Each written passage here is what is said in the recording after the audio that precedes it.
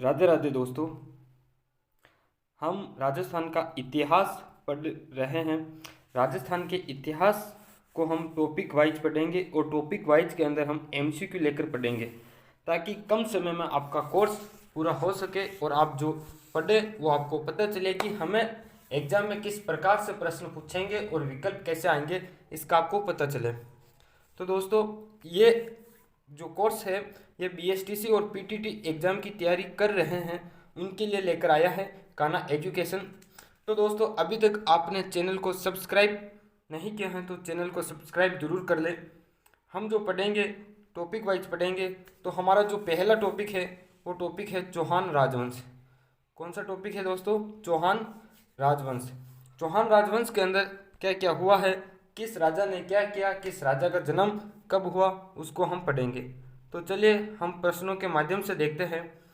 हमारा पहला प्रश्न है, चौहान राजवंश की स्थापना कब हुई?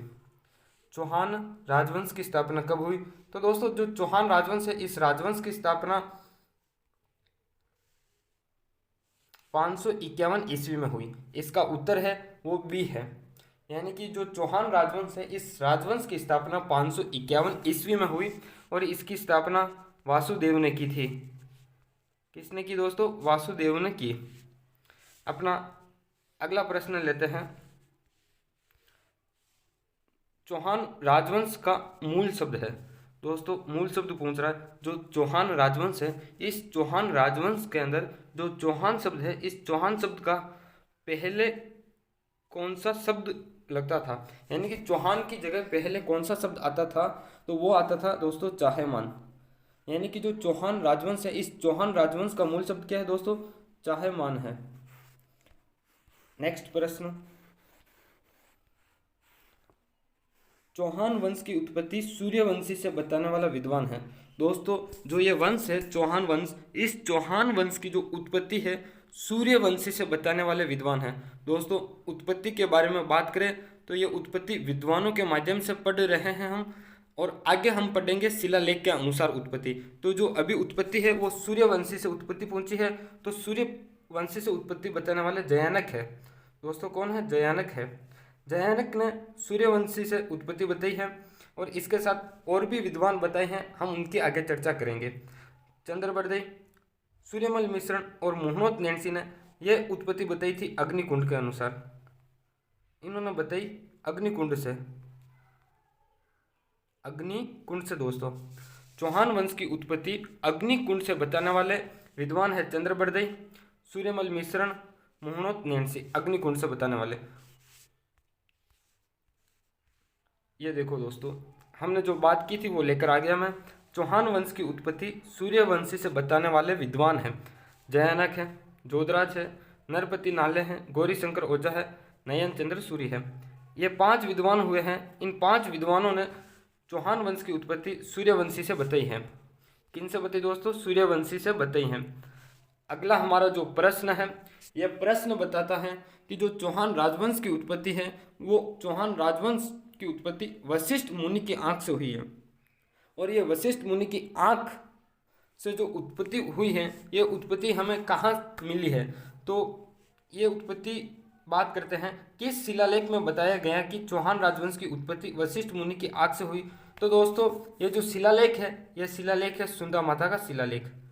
सुंदा माता का शिलालेख के अनुसार बताया गया है कि चौहान राजवंश की उत्पत्ति वशिष्ठ मुनि की आंख से हुई है। अगला प्रश्न, चौहान वंश के संस्थापक है। हमने अभी बात की थी कि चौहान वंश की स्थापना 551 ईस्वी में हुई थी और इसकी स्थापना वासुदेव चौहान ने की। तो इसका राइट आंसर है दोस्तों तीसरा।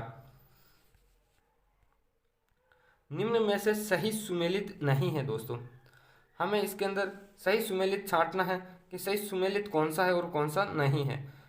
तो सही सुमेलित हम छांटते हैं। जो सही सुमेलित है वो है चंद्रबरदई। चंद्रबरदई ने दोस्तों जो ग्रंथ लिखा वो ग्रंथ है पृथ्वीराज रासो। इसने कौन सा ग्रंथ लिखा? चंद्रबरदई ने पृथ्वीराज रासो ग्रंथ लिखा। जयानक ने पृथ्वीराज विजय ग्रंथ लिखा। नरपति नाहले ने बिसलदेव रासो ग्रंथ लिखा। पद्मनाथ ने दोस्तों हमीर रासो नहीं लिखा। पद्मनाभ ने जो ग्रंथ लिखा वो ग्रंथ है, एक है कानड़ दे प्रबंध, एक सोनग्रारी वात लिखी थी। ठीक है दोस्तों, हमीर रासो जो है वो हमीर रासो जोधराज का है। किसका दोस्तों? जोधराज का है।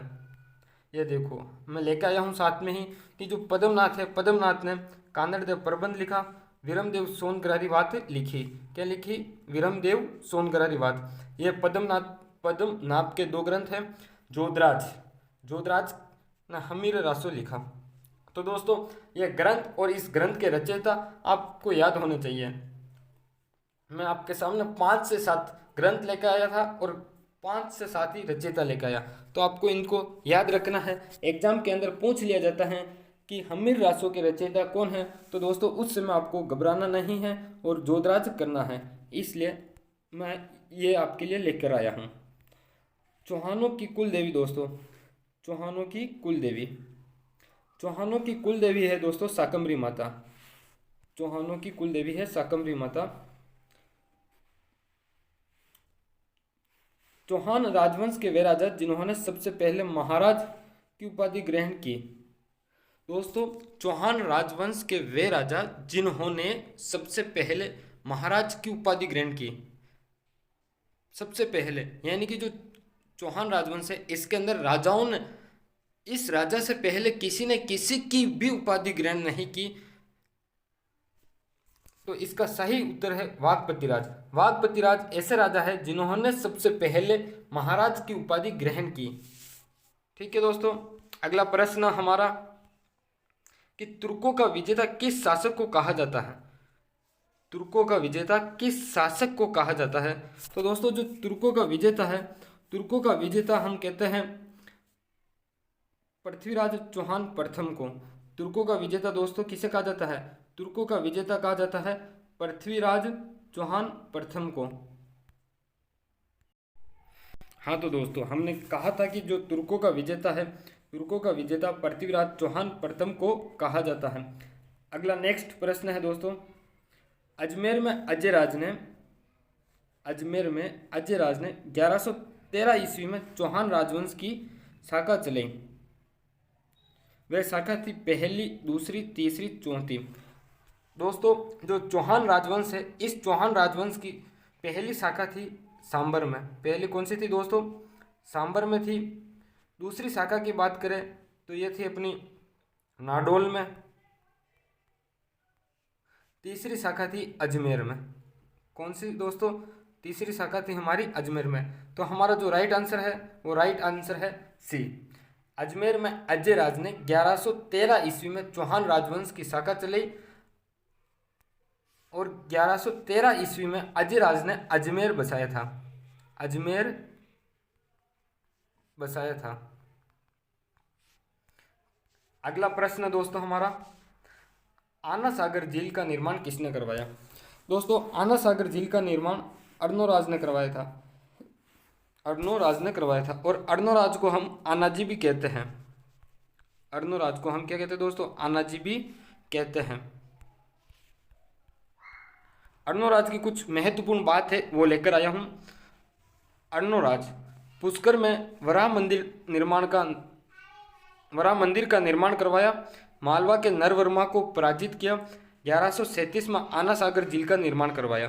तो दोस्तों जो आना सागर झील है वो अजमेर के अंदर है और इसका निर्माण 1137 में करवाया था अर्णोराज ने। हमारा अब यह नया प्रश्न है, गोपीनाथ शर्मा के अनुसार किस शासक के काल को चौहान राजवंश का निर्माण काल कहा गया है?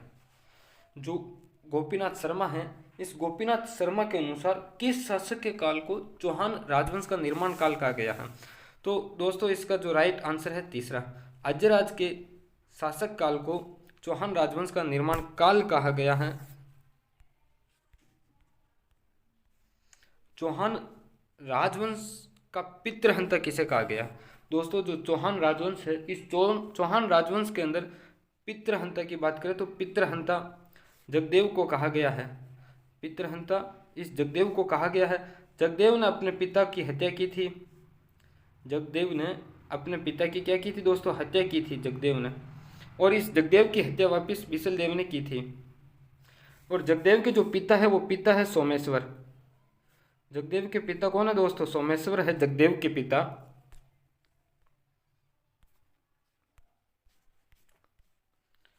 हमारा नया प्रश्न है दोस्तों, विग्रहराज चतुर्थ की उपाधि किस राजा ने ग्रहण की?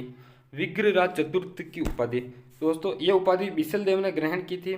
और ये उपाधि बिसल देव ने जो दिल्ली के शासक है, उस दिल्ली के शासक के अंदर पराजित करके दिल्ली के शासक को फिर इसने ये उपाधि ग्रहण की थी विग्रह चतुराज की। अपना जो प्रश्न है नया वो है प्रश्न, सोमेश्वर चौहान की उपाधि है दोस्तों, सोमेश्वर चौहान की उपाधि है प्रताप लंकेश्वर की। प्रताप लंकेश्वर की। पृथ्वीराज तृतीय का जन्म कब हुआ था? दोस्तों हमने एक पहले पढ़ा था पृथ्वीराज प्रथम, अब हम पढ़ रहे हैं तृतीय। तो प्रथम और तृतीय का राज यह है कि इस चौहान राजवंश के अंदर इस पृथ्वीराज तृतीय से पहले दो राज जो और हुए थे और उनका नाम भी पृथ्वीराज था, इसलिए हमने प्रथम को जो पहले राजा हुए थे उसको प्रथम कह दिया, उसके बाद दूसरा आए तो द्वितीय, अब ये तीसरा आए तो इनको तृतीय हम कह दिया। पृथ्वीराज तृतीय का जन्म हुआ था दोस्तों 1166 ईस्वी में। कब हुआ था? 1166 ईस्वी में हुआ था। गुड़गांव का युद्ध कब हुआ था दोस्तों? गुड़गांव का युद्ध हुआ था दोस्तों 1178 में हुआ था। ये युद्ध हुआ था पृथ्वीराज तृतीय के बीच में, और इसके साथ ही जो युद्ध हुआ वो नागार्जुन थे। कौन थे दोस्तों? नागार्जुन थे। तराइन का प्रथम युद्ध किन किन के मध्य हुआ? तो दोस्तों जो तराइन का युद्ध है वो तराइन का युद्ध हुआ था 1991 में। 1991 में हुआ था तराइन का युद्ध।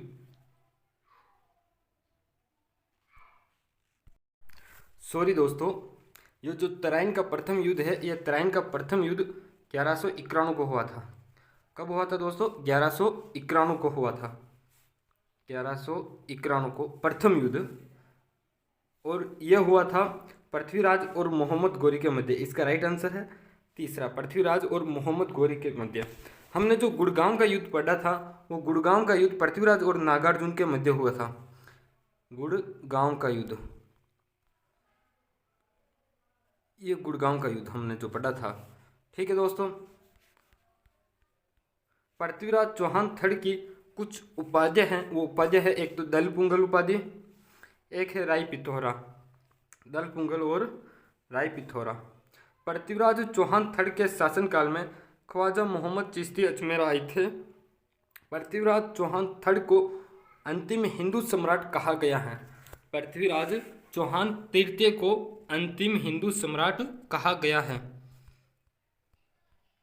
रणथंभौर में चौहान राजवंश की नींव रखने वाला शासक है। जो रणथंभौर है दोस्तों, इस रणथंभौर में चौहान राजवंश को किसने स्थापित किया? तो स्थापित करने वाला राजा है गोविंद राज। इसका राइट आंसर है तीसरा सी, गोविंद राज। अगला प्रश्न है हमारा, किस शासक के काल को रणथंभौर के चौहानों का शांति काल कहा गया? तो दोस्तों जो रणथंभौर के चौहान हैं, रणथंभौर के चौहानों का शांति काल, तो शासक है, यह शासक है जेतर सिंह। जेतर सिंह को हम जय सिम्हा भी कहते हैं। जय सिम्हा क्या कहते हैं दोस्तों? जय सिम्हा कहते हैं। जेतर सिंह के शासनकाल को शांति काल कहा गया है। जेतर सिंह ने 32 वर्षों का शासनकाल किया था। जेतर सिंह 32 वर्षों तक शासक रहा था, और 32 वर्ष तक शासक रहने के कारण इसकी छतरी भी बनाई गई थी।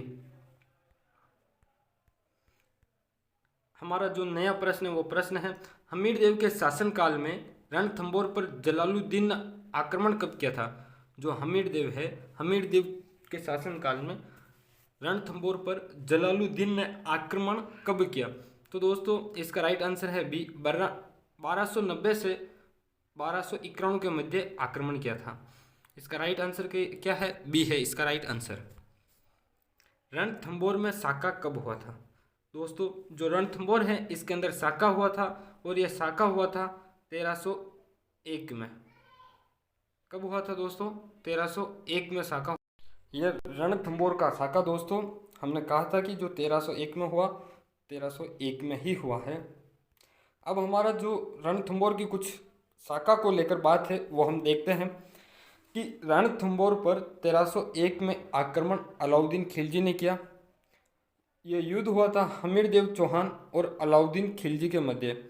केसरिया हमीरदेव चौहान ने किया था, जौहर रंग दे ने किया था, जल जौहर पद्मा दे या देवल दे ने किया था।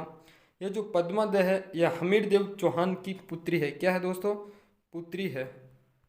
किसकी पुत्री है? हमीरदेव चौहान की। राजस्थान का एकमात्र जल जौहर है रणथंभौर। राजस्थान का एकमात्र जल जौहर है रणथंभौर। राजस्थान का पहला प्रमाणिक शाखा क्या है दोस्तों? रणथंभौर है। यानी कि जो राजस्थान में रणथंभौर से पहले भी शाखे हुए होंगे, लेकिन उसका हमें कोई जानकारी नहीं है। लेकिन रणथंभौर का जो शाखा हुआ है उसका हमें प्रमाण है, उसका हमारे पास स्रोत है। इसलिए हम कहते हैं कि जो राजस्थान का पहला प्रमाणिक शाखा है वो रणथंभौर है। क्या है दोस्तों? रणथंभौर है। हमारा नेक्स्ट प्रश्न है दोस्तों कि सिक्का सिवाना का शाखा कब हुआ? सिवाना का शाखा, तो दोस्तों जो सिवाना है, इस सिवाना का शाखा हुआ था 1308 में हुआ था। यह सिवाना जालोर की क्या है दोस्तों? कुंजी है। जालोर की कुंजी कही जाती है। जो सिवाना है, सिवाना जालोर की कुंजी कही जाती है। कुंजी कही जाती है। सिवाना का शाखा हुआ था 1308 में। अपना नेक्स्ट प्रश्न है जालोर का शाखा कब हुआ था दोस्तों? तो जो जालोर है, इस जालोर का शाखा हुआ था दोस्तों 1311 में। कब हुआ था दोस्तों शाखा? 1311 में हुआ था। इसका राइट आंसर क्या है? सी। जालोर का शाखा कब हुआ था दोस्तों? तो जालोर को शाखा हुआ था 1311 में। अपना नेक्स्ट प्रश्न है दोस्तों कि खिलजी ने जालोर का नाम क्या रखा था?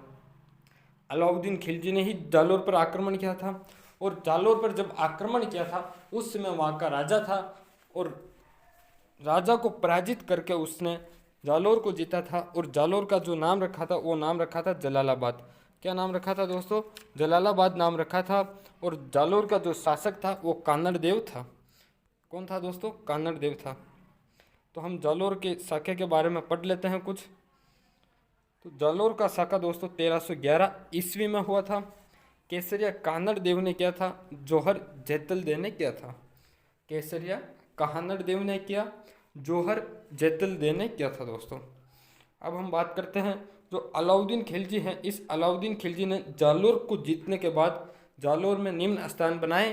वह स्थान है, एक तो फिरोजा का मकबरा। क्या है दोस्तों? एक तो फिरोजा का मकबरा, दूसरा अलाउद्दीन की मस्जिद बनाई थी। अलाउद्दीन की मस्जिद बनाई थी दोस्तों।